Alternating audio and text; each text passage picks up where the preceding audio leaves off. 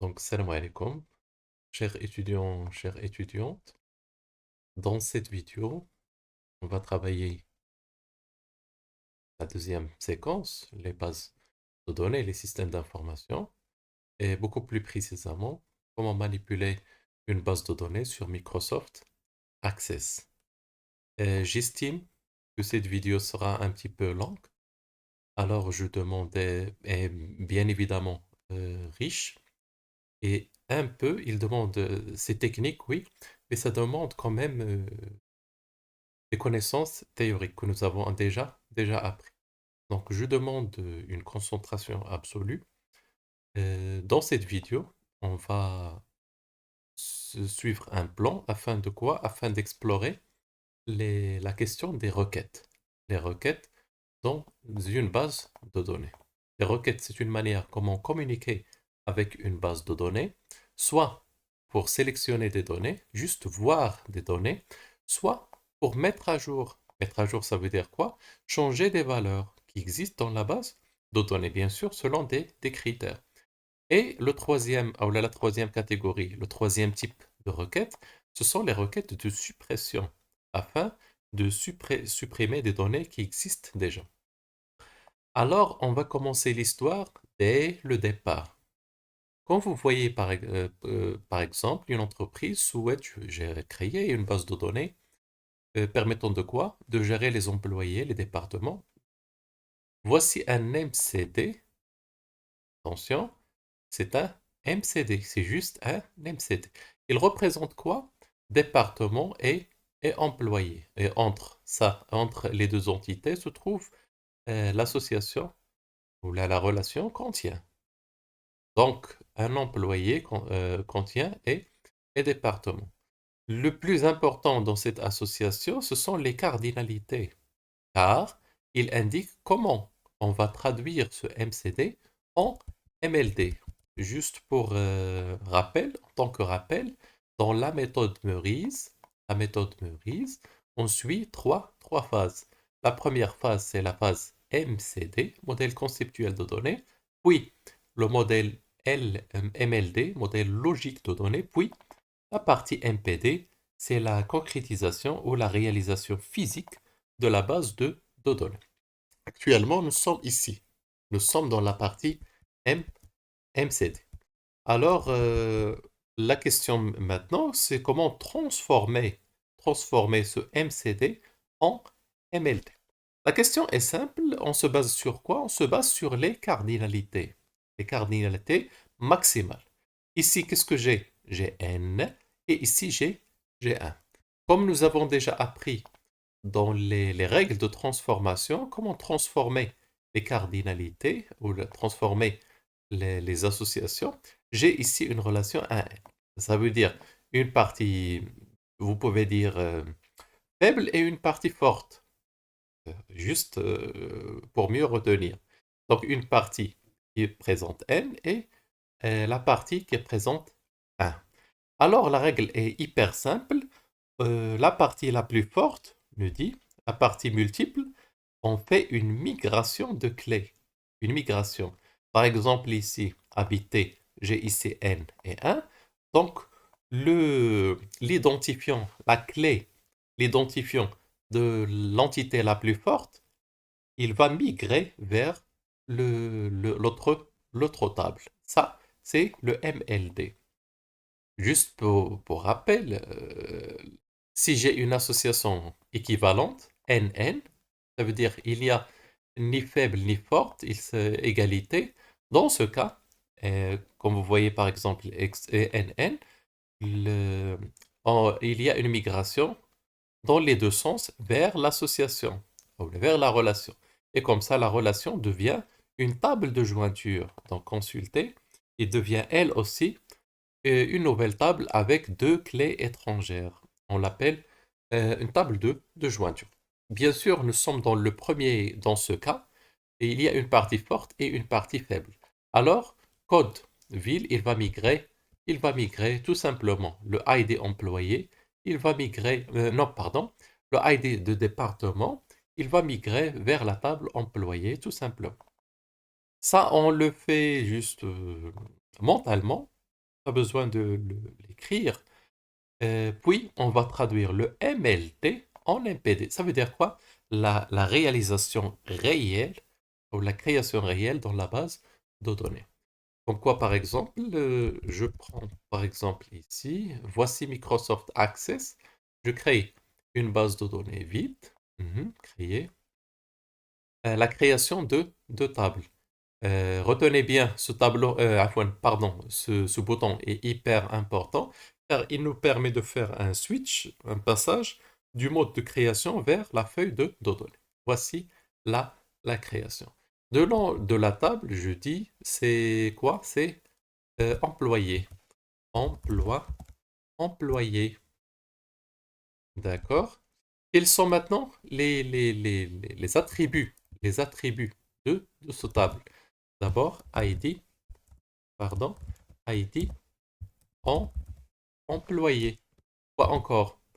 Le nom, le prénom, poste salaire. Nom, prénom, poste, salaire. Quoi encore? Date d'embauche, date embauche, email. Oui, je crois.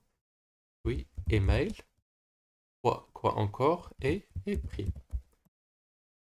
Maintenant, il faut s'intéresser et il faut faire attention au type de données, car c'est un choix, le choix devient déterminant lors de le remplissage de la base de données en information et bien sûr lors de manipulation de données.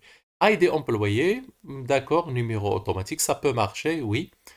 Je préfère et je conseille que ça sera juste un texte court pour éviter les problèmes. Nom, bien sûr, prénom, poste, salaire. Salaire ne doit pas être un texte court. Salaire, c'est de l'argent. Alors, il vaut mieux, soit vous choisissez le type numérique, soit monétaire. Le plus favorable pour moi, c'est monétaire. Ici, date d'embauche. Alors, bien évidemment, c'est une date email. Ça peut être un texte court. Puis prime, il vaut mieux que ça soit numérique, soit monétaire. Et maintenant, la table employée est créée. Parfait. Maintenant, passons au deuxième table. Création de table. Je passe mode création. Qu'est-ce que j'ai ici? Table département. Département. Parfait. Qu'est-ce que j'ai? ID département. ID département. Non. Non, département, ville, budget, quoi encore, et description. Et description. Encore la même chose. On s'intéresse maintenant au type de données, ID département. Oui, ça peut marcher, numéro automatique. C'est un numéro qui s'incrémente automatiquement, mais je conseille que ça sera un texte court. Nom de département, d'accord.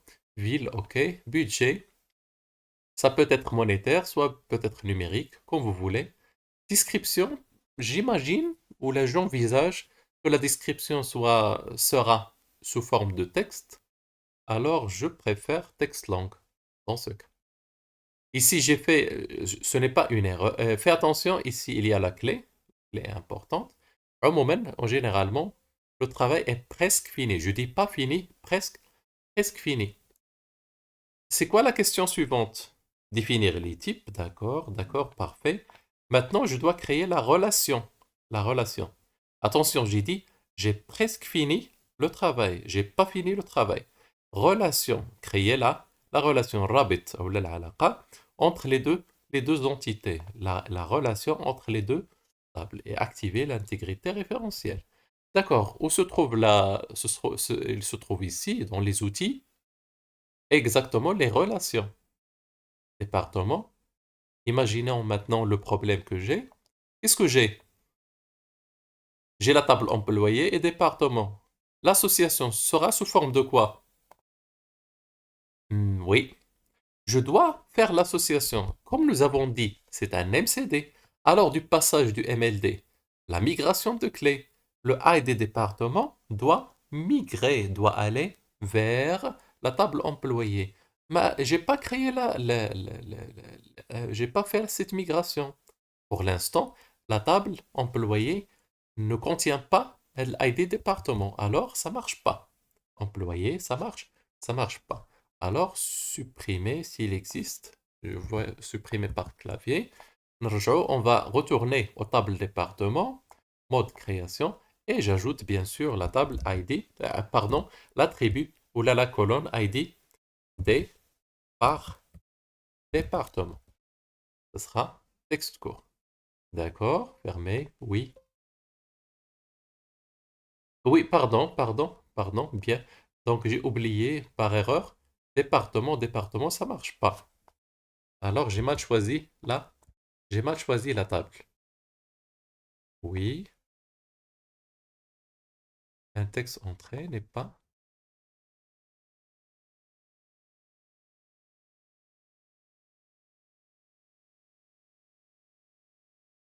Vous voyez, Microsoft Access est très sensible au type de, au type de données.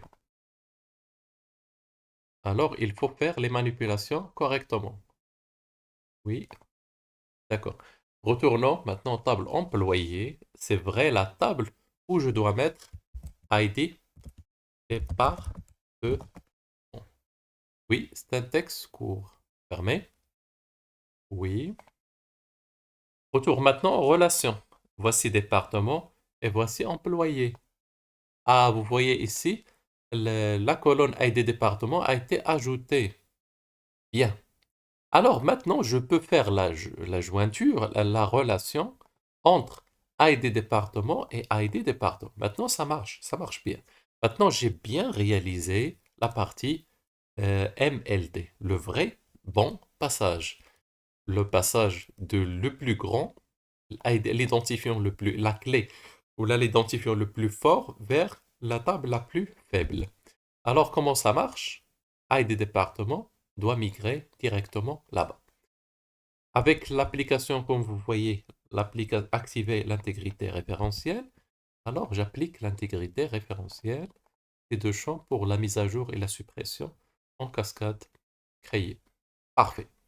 Maintenant, la base de données est prête pour recevoir mes requêtes. Mais avant, je dois l'alimenter d'informations. D'accord? J'ai déjà créé ma base de données. Il existe déjà pas.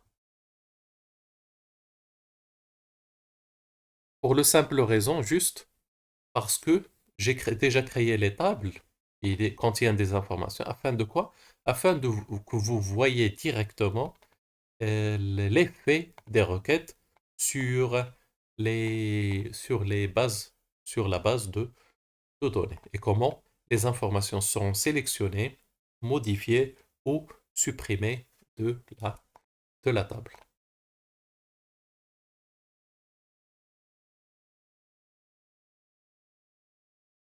Donc, dans la vidéo suivante, on va exécuter les requêtes. Pour que la vidéo ne soit pas très longue, je vais diviser ou subdiviser la vidéo en deux parties.